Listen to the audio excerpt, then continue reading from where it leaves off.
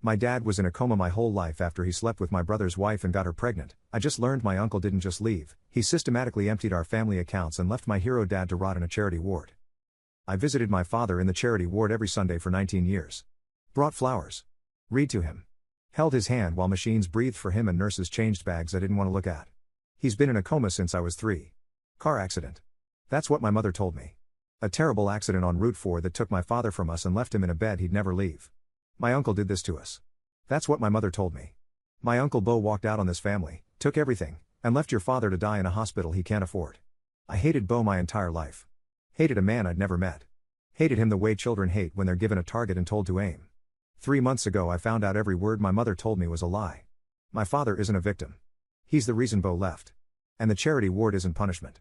It's the natural consequence of a man who slept with his brother's wife and lost everything because his brother was smarter, colder, and more patient than anyone in this family ever imagined. My name is Knox Wilder. I'm 22. My father is Mac Wilder. 51. He's been in a vegetative state at Pine Ridge Community Care since I was 3 years old. Single car accident. Wrapped his truck around a utility pole at 2 a.m. on a Tuesday. Blood alcohol 0.19. Nearly 2.5 times the legal limit. My mother is Blythe Wilder. 49. She raised me alone. Worked 2 jobs. Waitress at a diner until I was 12. Then front desk at a hotel. We lived in a 2-bedroom apartment above a laundromat that shook every time the industrial dryer ran. My uncle is Bo Wilder. Mac's older brother by 4 years. I've never met him. Never spoken to him. Never seen a photo of him that wasn't torn or hidden in a drawer my mother told me not to open. He is the villain of every story my mother ever told me. Your uncle abandoned this family. Your uncle stole everything your grandfather built. Your uncle left your father to rot in a charity hospital because he was jealous and cruel and couldn't stand that your father was the better man. I believed it. For 19 years I believed every word. Why wouldn't I? My mother cried when she talked about Bo. Real tears. The shaking kind. She'd say his name like it was poison. 3 months ago I started applying for college financial aid. I needed family financial records. Birth certificates. Tax documents. The kind of paperwork that lives in folders you never open. My mother keeps everything in a metal filing cabinet in her closet. She told me the bottom drawer was off limits. Always has been. Family documents. Don't touch them. I needed my birth certificate. I opened the bottom drawer. What I found didn't just change my understanding of my family. It deleted everything I thought I knew and replaced it with something so different I had to sit on my mother's bedroom floor for 45 minutes before my legs worked again. The drawer contained 4 folders. Each one a different color. Each one a different bomb. Folder 1. Red. Labeled Bo. Inside, a divorce decree. Not my parents' divorce. Bo's divorce. From a woman named Arden Wilder. Bo's wife. The divorce was filed 23 years ago. Grounds listed: adultery. The responding party's name on the adultery section: Macklin Wilder. My father. My father slept with Bo's wife. Not the other way around. Not Bo betraying our family. My father betraying his. I sat there holding that document. Reading the name. Macklin Wilder. Respondent in an adultery finding. My hero. My victim. The man I read books to every Sunday. He wasn't the victim. He was the cause. I kept reading. Folder 2. Blue. Labeled finances. Inside, bank statements. Not current ones. Statements from 22 years ago. 3 accounts. A joint family business account. A personal savings account in my grandfather's name. And an investment account managed by Bo. My grandfather Gregor Wilder owned a commercial plumbing company. Wilder & Sons. Built it over 30 years. When Gregor died 24 years ago, the company was worth $1.4 million. He left everything to both sons equally. Mac and Bo. 50-50. With Bo named as executor because Bo had been managing the business side for years. Mac was the field guy. Bo was the money guy. The bank statements showed what happened after Gregor died. 6 months after the funeral. Before the accident. Before the coma. Before any of the things I thought I knew. Bo discovered the affair. The statements show exactly how. Because the financial trail told the story before anyone's mouth did. There were charges on the joint business account. Hotel rooms. $189 per night. Charged every Tuesday for 3 months. My father was supposed to be on job sites Tuesdays. He was at hotels. With Arden. Dinner charges. 2 covers at restaurants Mac never mentioned. Gift purchases.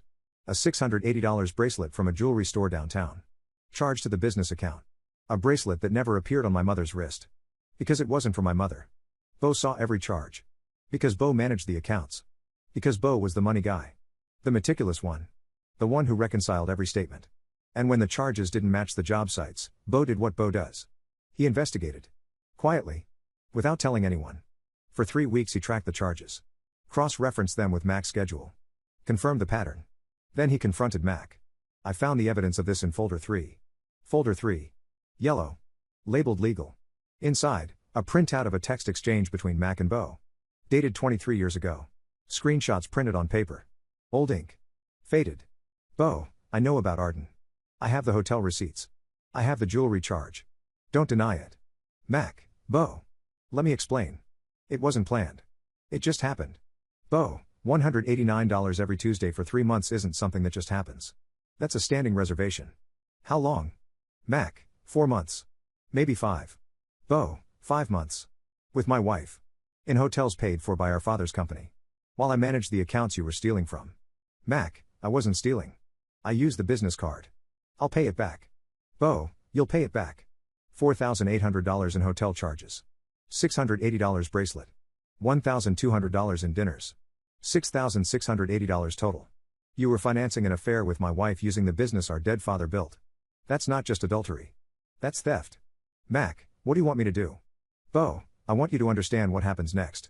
I'm filing for divorce from Arden. I'm dissolving the business partnership. And I'm exercising my right as executor to liquidate the estate assets and distribute according to fair market value. Which means I control the timing. The accounts. The process. Everything goes through me. Mac, you can't take everything. Bo, I'm not taking everything. I'm following the legal process your father set up. The process that puts me in charge of every dollar. You should have thought about that before you slept with my wife and paid for it with our father's money. That was the last text in the exchange. I put the folder down. Picked up the last one. Folder 4. Green. Labeled after. Inside, a 12-page letter. Handwritten. Bo's handwriting. Addressed to my mother. Dated 22 years ago. The year of the accident. The year everything collapsed. Bo wrote. Blythe. By the time you read this I'll be gone. I want you to know what happened and why. I want you to have the truth because Mac won't give it to you and your family won't either. Mac slept with Arden for 5 months. He used the business account to pay for hotels and gifts. I found out through the financial records I manage as executor of our father's estate. I confronted him. He admitted it. What I did next was not emotional. It was procedural. As executor I have legal authority over all estate accounts pending final distribution. I exercised that authority. I transferred the remaining business operating capital, $340,000, into an estate holding account under my sole control. I liquidated the equipment. 6 trucks. 4 trailers. Tools and inventory valued at $180,000. Sold everything at fair market value through a licensed broker. Proceeds deposited into the holding account. I sold the commercial property the business operated from. $420,000. Clean title. No liens. Proceeds to the holding account. Total liquidated value, $940,000. I distributed Mac's 50% share as required by law. $470,000. Deposited into his personal account. Which at the time had a balance of $2,100. Because Mac spent everything he earned on hotels, jewelry, and my wife. The $470,000 sat in his account for 11 days before he wrapped his truck around a pole at 2 a.m. with a blood alcohol of 0.19. The hospital bills started the next morning. I didn't cause the accident. I didn't cause the drinking. I didn't cause the coma. Mac drove drunk because Mac has been making bad decisions since the day our father trusted him with half a company he didn't deserve. What I did do is exercise my legal right to dissolve a partnership with a man who used our father's business to finance an affair with my wife. Every dollar I moved was documented. Every sale was at market value. Every action was reviewed by an attorney and filed with the probate court. I am not the villain in this story. Mac is. But you won't hear that from Blythe's family or Mac's friends or anyone in that town. Because I left. And the person who leaves is always the villain to the people who stay. I'm sending this letter because your son Knox deserves to know the truth someday. Not today. He's 3. But someday. Keep this letter. Or throw it away. Your choice. But if you throw it away, you're choosing to let your son grow up hating a man who did nothing wrong except marry a woman who loved his brother more and have a brother who loved money more than loyalty. Bo. My mother kept the letter. She didn't throw it away. She put it in a green folder in the bottom drawer of a filing cabinet she told me never to open. She kept the truth for 19 years and gave me a lie instead. I confronted her that night. She was in the kitchen. Making dinner. The normalcy of the setting made the conversation feel insane. Like detonating a bomb while someone chops onions. I said, Mom. I found the folders. Her knife stopped. I said, the divorce decree. The bank statements. The texts. Bo's letter. She turned around. Her face did something I'd never seen before. Not surprise. Recognition. The face of someone who's been waiting 19 years for a conversation they hoped would never come. She said, Knox. You weren't supposed to see those. I said, Dad slept with Bo's wife. For 5 months. Paid for it with Grandpa's business account. Bo found out. Dissolved the partnership. Liquidated the estate. And left. Legally. Procedurally. Without stealing a single dollar. She didn't respond. I said, you told me Bo abandoned us. You told me Bo stole everything. You told me Bo left Dad to rot. But Bo didn't steal anything. He followed the legal process Grandpa set up. He gave Dad his full $470,000. Dad drank it away and crashed his truck at 2 a.m. She started crying. Not the dramatic kind. The tired kind. The kind that comes from 19 years of holding a lie together with both hands. She said, it's more complicated than what's in those folders. I said, it's not. Dad slept with his brother's wife. Bo dissolved the business legally. Dad got his share. Dad got drunk. Dad hit a pole. Bo is the only person in this story who didn't do anything wrong. And you made me hate him for 19 years. She said, your father loved you. I said, my father loved Arden. He loved hotel rooms on Tuesdays. He loved a $680 bracelet that wasn't for you. He loved everything except the family he was supposed to protect. And you covered for him. You rewrote the story so I'd hate the right person. Except you picked the wrong person to hate. She said, Bo left us with nothing. I said, Bo left Dad with $470,000. Dad left us with nothing because he drank it and crashed it. Bo didn't do this to us. Dad did. And every Sunday for 19 years you drove me to that hospital so I could hold the hand of the man who caused all of it while thinking he was the victim. She sat down. Put her head in her hands. I said, where's Bo? She said, I don't know. I said, you're lying. Bo sent that letter to this address. He knew where you lived 22 years ago. You've never moved. She said, he sent the letter. I never responded. I don't know where he is now. I said, did he ever try to contact me? She went quiet. Longer than the other silences. She said, once. When you were 7. He sent a letter addressed to you. I threw it away. A letter. From my uncle. When I was 7 years old. My mother intercepted it. Threw it away. Kept me in the dark for 15 more years. I said, what did it say? She said, I don't know. I didn't open it. I was afraid of what he'd tell you. I said, you were afraid of the truth. She said, I was afraid of losing you. I said, you didn't lose me to Bo. You lost me to a filing cabinet. I left the kitchen. Went to my room. Sat on my bed. And started looking for my uncle. It took me 2 weeks. Not because Bo was hiding. Because I didn't know where to start. I had a name. Bo Wilder. And 22 years of nothing. I started with the business. Wilder & Sons. Liquidated 22 years ago. I searched the state business registry. Found the dissolution filings. Bo's attorney at the time was a man named Drummond. Drummond's firm was still active. I called. The receptionist said, Mr. Drummond retired 5 years ago. Can I take a message? I said, I'm looking for a former client. Bo Wilder. My uncle. I haven't seen him since I was 3 years old. Can anyone at the firm help? She put me through to a junior partner. The partner said, I can't share client information. But I can tell you that Mr. Wilder is alive and I have a general idea of where he relocated. If you write a letter and bring it to our office, I'll forward it to the last address we have on file. I wrote the letter that night. 3 pages. I told Bo who I was. That I'd found the folders.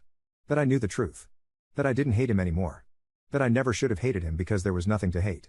I said, I held my father's hand every Sunday for 19 years thinking he was a good man who was wronged. I know now he was the one who did the wronging. I know you dissolved the business legally. I know you gave him his share. I know he drank it away and put himself in that bed. And I know my mother lied to me my entire life about who you are.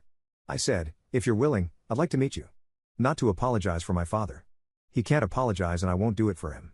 But to hear your side. In your voice. Without 19 years of my mother's version drowning it out. Drop the letter at Drummond's office on a Thursday. The partner said, I'll forward it today. 9 days later my phone rang. Unknown number. I answered. The voice said, is this Knox? I said, yes. He said, this is Bo. I got your letter. I couldn't speak for about 5 seconds. Not because I was emotional. Because the man I'd hated my entire life was speaking to me for the first time and his voice sounded like something I recognized. Not from memory. From DNA. He sounded like what my father might sound like if my father could still speak. He said, I read it 4 times. I wasn't sure if I should call. I've thought about calling for 22 years. Never did. Because your mother made it clear I wasn't welcome in your life. I said, she threw away your letter when I was 7. He went quiet. Then he said, I figured. I sent it registered mail. Got confirmation it was delivered. Never heard back. Assumed she'd told you about me and you'd chosen her version. I said, I didn't choose anything. I was 7. I didn't know there was another version. He said, I know. And I'm sorry. I should have fought harder to reach you. But I was 33 years old with a dissolved business and a divorce and a brother in a coma, and I ran. I moved to Asheville. Started over. Built a small contracting firm. Got married again. Had a daughter. Tried to forget. I said, "Did you?" He said, "Forget? No. You don't forget a nephew you helped name. Did you know I named you? Knox was my choice. Your father wanted Tyler. I said Knox is a stronger name." He agreed. One of the last things we agreed on before everything broke. He named me. My uncle named me. The man I was taught to hate gave me my name. I said, "Can I come see you?" He said, "Any time. I have a room in my house that's been empty for 22 years. It was supposed to be yours for weekends. I built the shelves myself when you were born. They're still there. Never put anything on them. Just left them empty. In case. 22 years of empty shelves. Waiting. I drove to Asheville 2 weeks later. 6 hours. Pulled into the driveway of a house on a hill. Clean. Well built. The kind of house a contractor builds when the contractor is the client.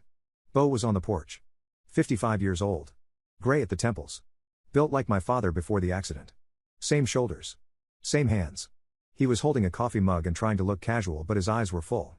I got out of the car. Stood there. He stood there. He said, "You look like him. Before. When he was good." I said, "When was he good?" He said, "Before Arden. Before the drinking. Before the hotel receipts. He was my best friend. Built houses with me every Saturday. Could frame a wall faster than anyone I've ever worked with. He was good. And then he wasn't. We sat on the porch for 4 hours. He told me everything. The business. The discovery. The affair. The confrontation. The dissolution. The $470,000 he deposited into Mac's account, knowing Mac would waste it because Mac wasted everything, but at least the law would be satisfied and Bo's hands would be clean. He said, "People in town called me a monster. Said I destroyed my own brother. Emptied the accounts. Left him with nothing. But I didn't leave him with nothing. I left him with $470,000. He turned it into nothing. There's a difference." I said, "My mother said you took everything." He said, "Your mother needed a villain. And I was already gone. Easy target. The brother who left. Never mind why. Just that he left." I said, "She threw away your letter." He said, "She threw away a lot of things. Including the truth. She kept Mac's version because Mac's version made her the long-suffering wife of an innocent man. My version made her the wife of the man who slept with his brother's wife and destroyed the family business. Nobody wants to be that. I met his wife, Renata. Warm. Steady. She hugged me at the door like she'd been waiting. She said, "Bo has a photo of you on the refrigerator. Your baby picture. He's had it for 22 years. I met his daughter, Palmer. She's 14. My cousin." She looked at me and said, "You're Knox? Dad talks about you all the time. I always wanted a brother." I stayed 3 days. Slept in the room with the empty shelves. Bo's house. The house that was supposed to have a door open for me every weekend. The shelves that were supposed to hold my things. Empty for 22 years because my mother chose a lie over a phone number. Before I left, Bo took me to his workshop. Small building behind the house. Tools on pegboards. Sawdust on the floor. A workbench he built himself. He pulled a box from under the bench. Wooden. Hand-built. Hinged lid. Inside was a stack of papers. 22 of them. Letters. One for each year since I was born. Each one addressed to me. Dated on my birthday. Written even though he couldn't send them because he didn't know if I'd ever read them. 22 letters. One a year.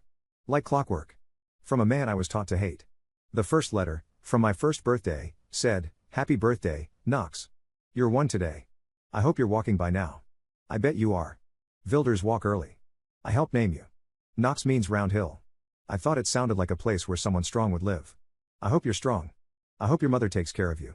I hope someday you'll know why I left. And I hope you'll understand." I read all 22 in his workshop. Took me 2 hours. Some were 1 page. Some were 4. Each one ended the same way. "I hope you'll understand." I drove home with the box on the passenger seat. 6 hours. Didn't turn on the radio. Just drove. Me and 22 years of letters from the man my mother erased. When I got home, my mother was waiting in the kitchen. She could tell from my face where I'd been. She said, "You found him." I said, "He found me. 22 years ago. You just made sure I couldn't hear him." She said, "Everything I did was to protect you." I said, "You protected me from the truth. That's not the same thing. You let me hate a man who named me. Who wrote me letters every birthday. Who built shelves in a room I was supposed to sleep in. You let me sit in a hospital every Sunday holding the hand of the man who destroyed him, and you never once told me who was holding whose hand." She said, "Your father loved you." I said, "My father loved Arden. He loved Tuesday hotel rooms. He loved a $680 bracelet. He loved getting drunk and driving at 2 a.m. He loved everything that ended up putting him in that bed. And you dressed it up as a tragedy when it was a consequence. I went to my room. Put the box of letters on my desk. Next to my college applications. Next to the life I'm building. Last Sunday I went to Pine Ridge. Same ward. Same room. Same machines. Same man who hasn't opened his eyes in 19 years. I sat down. Didn't hold his hand. First time in 19 years I didn't hold his hand. I said, I know about Arden. I know about the hotels. I know about the bracelet. I know about Bo. I know you slept with his wife and used Grandpa's money to pay for it, and I know Bo didn't steal anything. He gave you $470,000 and you drank it and crashed your truck and ended up here. The machines beeped. Same rhythm. Same indifference. I said, I met Bo. He lives in Asheville. He has a wife and a daughter and a workshop with a box of 22 letters he wrote me. One for every birthday. Every single year. He named me. Did you know that? Did you know when you were lying in Arden's hotel bed that the man whose wife you were sleeping with is the one who chose my name? Same beeping. Same nothing. I said, I'm not coming back next Sunday. I'm not holding your hand anymore. Not because I hate you. Because I spent 19 years hating the wrong person and I don't have room for more hate. I just have room for the truth. And the truth is that you're here because of what you did. Not because of what Bo did. Bo just made sure the paperwork was clean. I stood up. Looked at him one more time. The man I thought was a hero. The man who was actually the reason a family collapsed. The man whose hand I held every Sunday while believing a lie my mother told me before I could spell my own name. I left the room. Walked down the hall. Pushed through the double doors. Didn't look back. I called Bo from the parking lot. He answered on the second ring.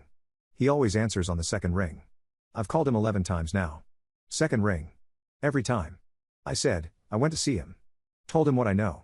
Told him I'm not coming back. Bo was quiet for a moment. Then he said, Are you okay? Nobody in 19 years of hospital visits ever asked me that. My mother drove me there. Drove me home. Never once asked, Are you okay? Bo asked from 6 hours away on the second ring. I said, I'm okay. I'm coming to Asheville next month. If the room's still available. He said, the shelves are still empty. They've been waiting for you. 22 years. Empty shelves. A box of letters. A name he chose. My mother gave me a villain to hate. My uncle gave me a name to carry. I know which one I'm keeping.